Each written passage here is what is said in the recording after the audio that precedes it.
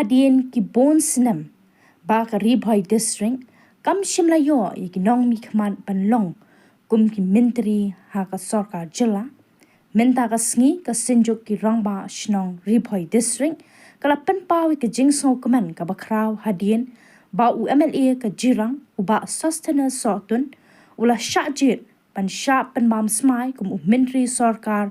hadien ka jing bujili Myntri da u Myntri rangba ka Jylla uba PB Silyang General Secretary ka Sinjung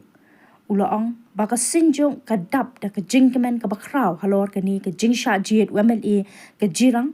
kum Myntri sorkar jong ka MDA 2 bat ka Kmen bakum Myntri uba Sosthenes unwan ra ya ka roy ka par bat ka jing mentoy ya ki pa jong ka Ri-Bhoi bat ka Jylla hi barok ka we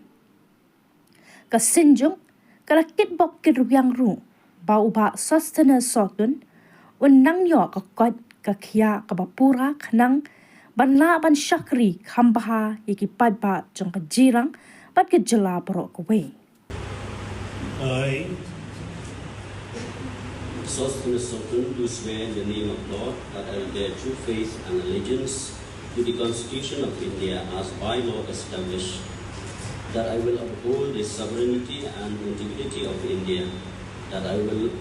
faithfully and consciously discharge my duties as a minister for the state of Jylla, and I will do right to all manner of people without fear or favor, affection or ill will. Sosthenes Sohtun. Tunda kalian jadi ka senjuk ki rang bak Shnong Ri-Bhoi district ni dap ka jing snow Kmen bam tangasgi na kalian jong wei na ki MLA buron jong ka jirang konstitusi Bah Sosthenes Sohtun ila sha jied banlong kum Myntri ha ka sorkar MDA jong ka sorkar mekraya ka jongi ka pemerintah de kalian jongi kum ka senjuk ni Kmen balang ba ni u rang ba ola ai ka ban wara subun ki development karoy ka pan na ka benta